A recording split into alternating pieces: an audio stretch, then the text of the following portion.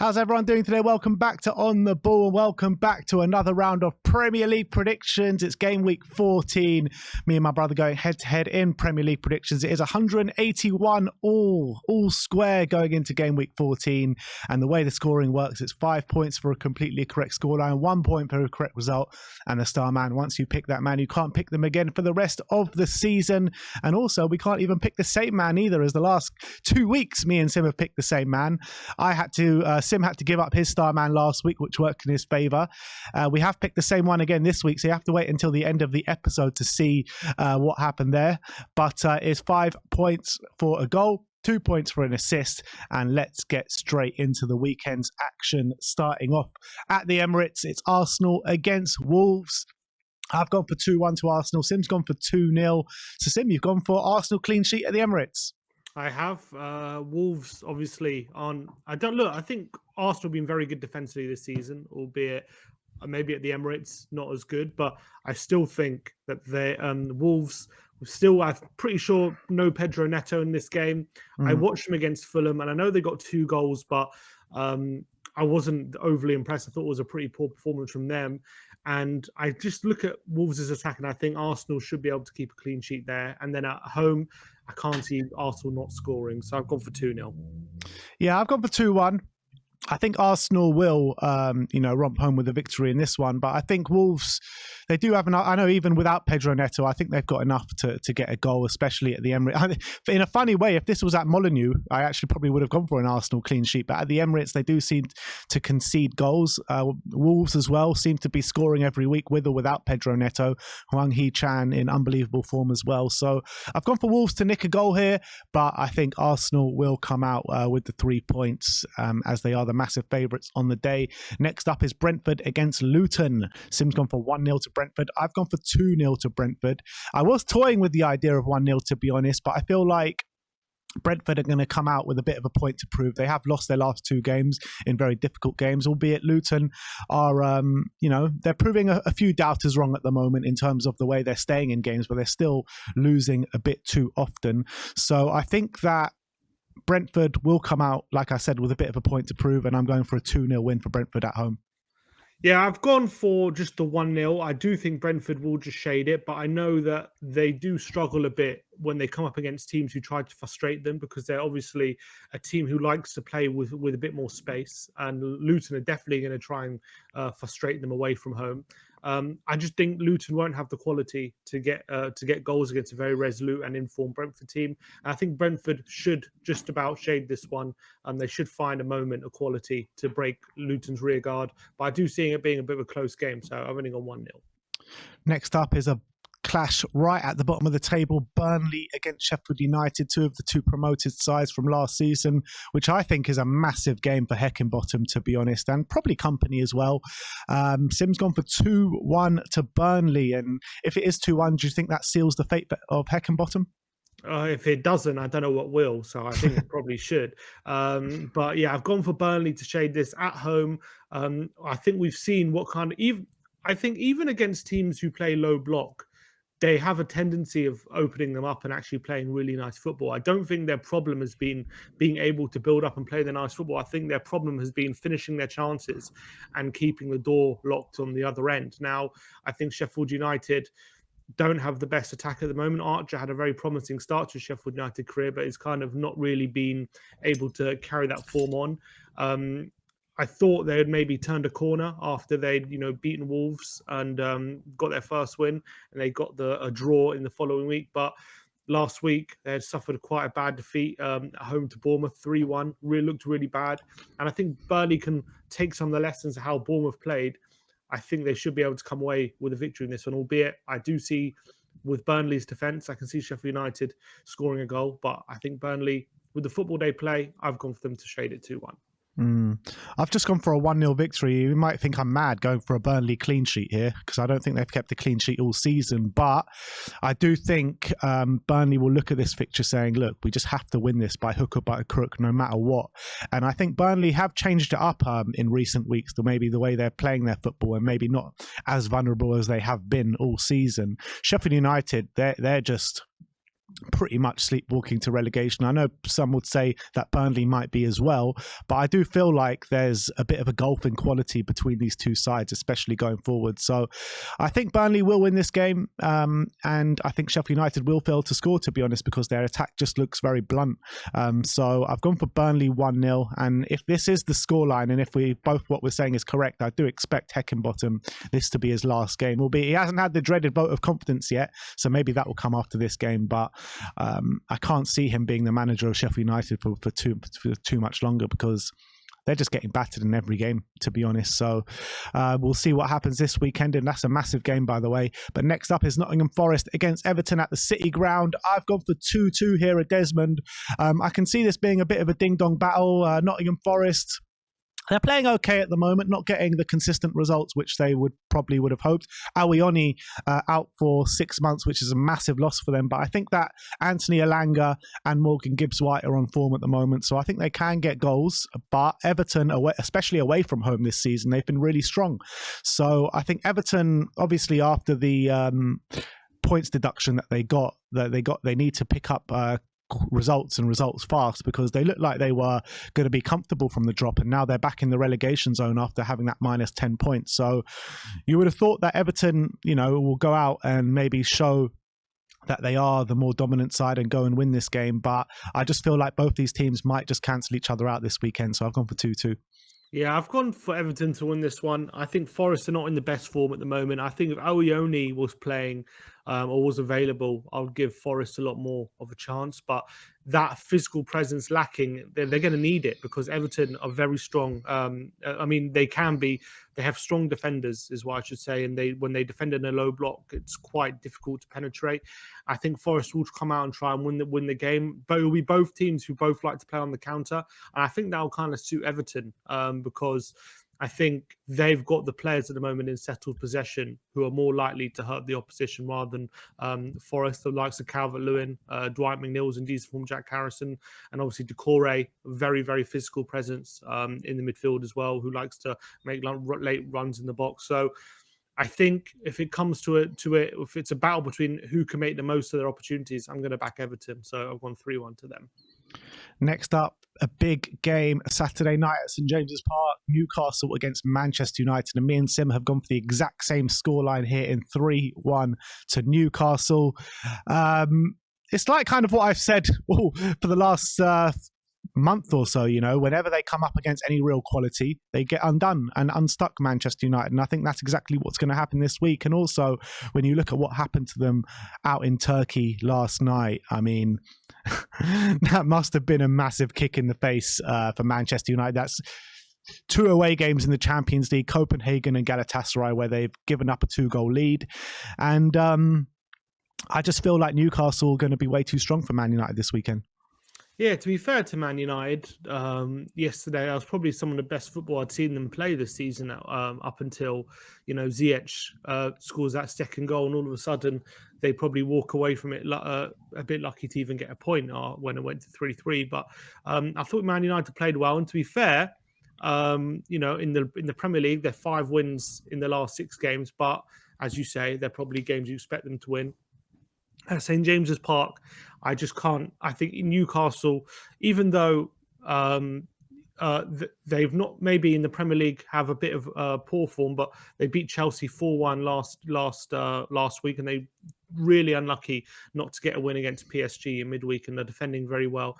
And I can see them really exploiting Man United in this game. And I think Man United will try and play the way they've been playing last few weeks, but I don't think it'll be good enough to beat a very good Newcastle team. Even with a lot of injuries, they still seem to be maintaining a pretty decent level of performance. So I've gone for Newcastle's win 3-1.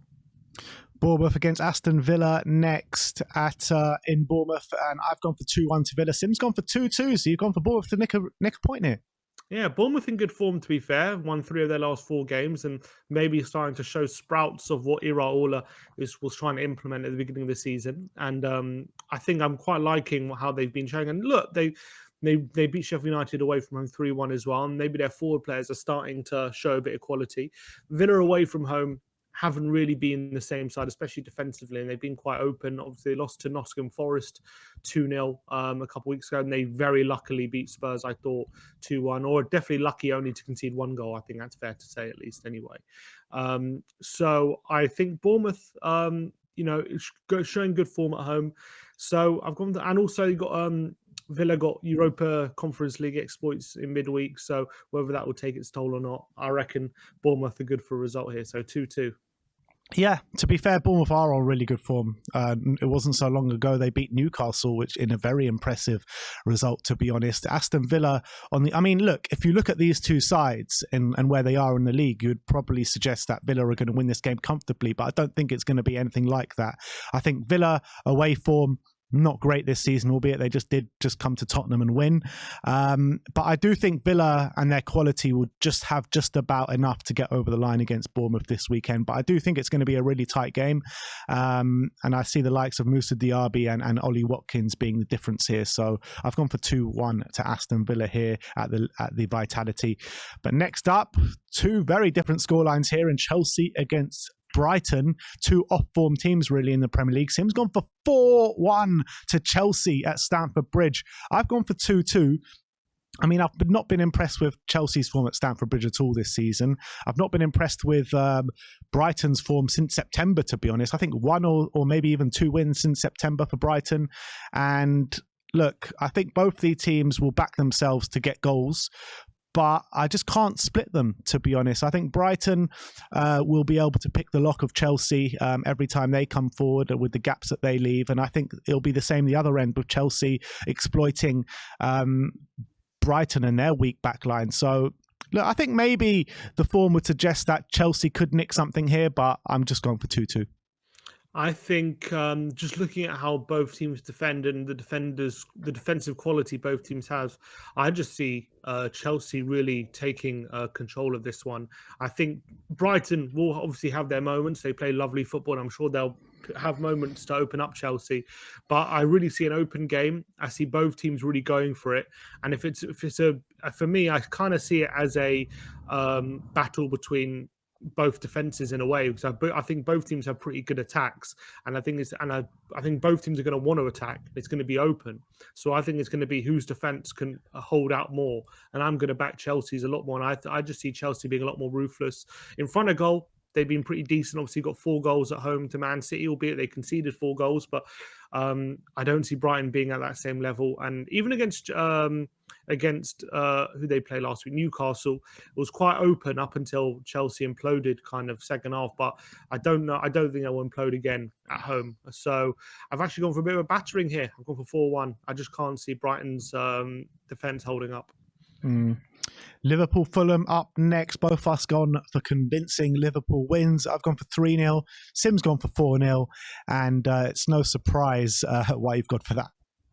Yeah, I think, especially at Anfield, they're going to go for broke. And I think they've been very strong at Anfield this season.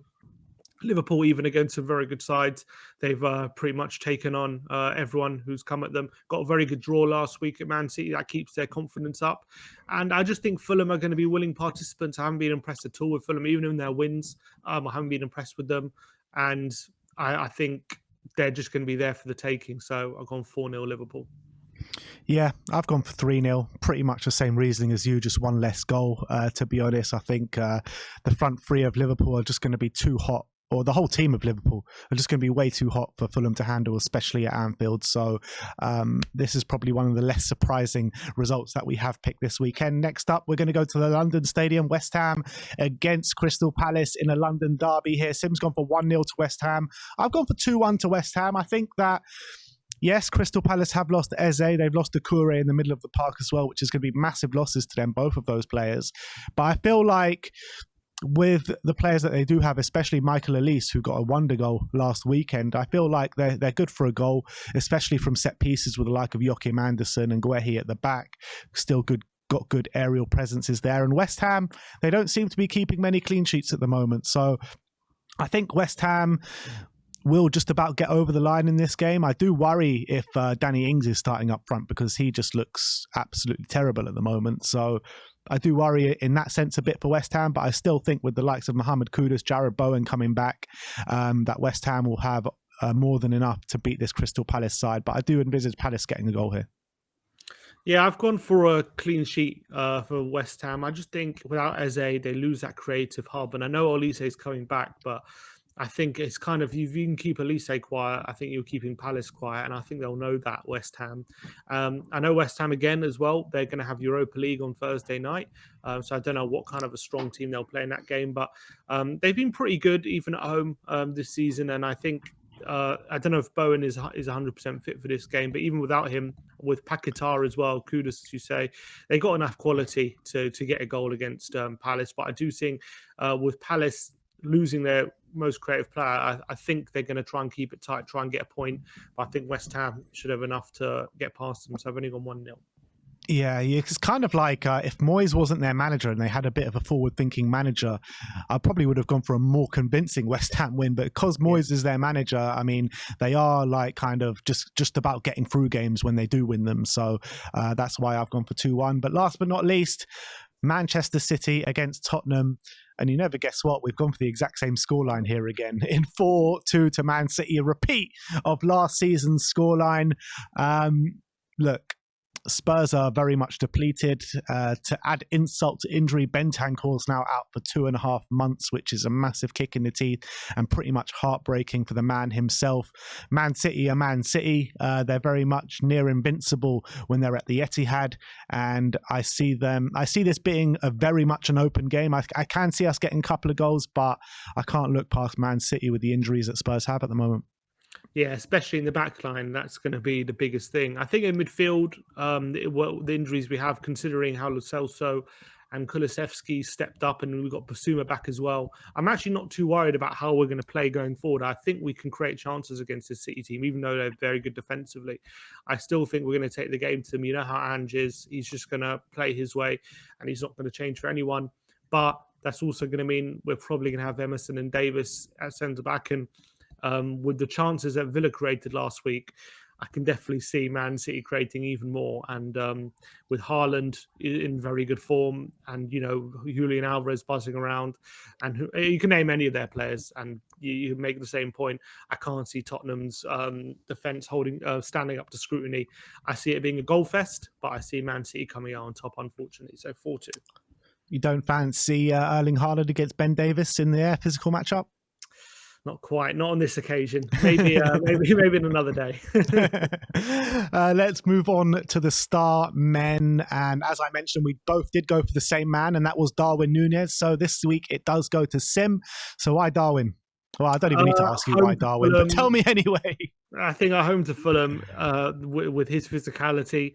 The only question is, if he does start on Thursday, is he guaranteed to start on Sunday? That's the only question mark I've got on him. But if he does start, he's a battering ram. I know he misses chances, but I back him to get on. I reckon he'll get multiple goal contributions if he starts. So I've gone for Darwin. Yeah, I've gone for Alexander Isak at home to Manchester United. Since his return from injury, he's actually been in really good form. I think he's scored in more or less the 2 games that he's been back for. They did get robbed out there in Paris the other night with a crazy, I don't know how that penalty was given to PSG in the last minute, but Isak at home to Manchester United, I think he can get a goal or 2 in that game, especially as both of us gone for 3-1 to Newcastle. So it's going to be an interesting head-to-head with the star men this week, isn't it? 100%. It should be a real shootout. All right. Well, there you have it. That is our Premier League predictions for this week. Let me know your predictions in the comment section below. Let me know who you think is going to come out on top, me or Sim, this weekend. But thank you, everyone, for joining me, and we'll see you next time.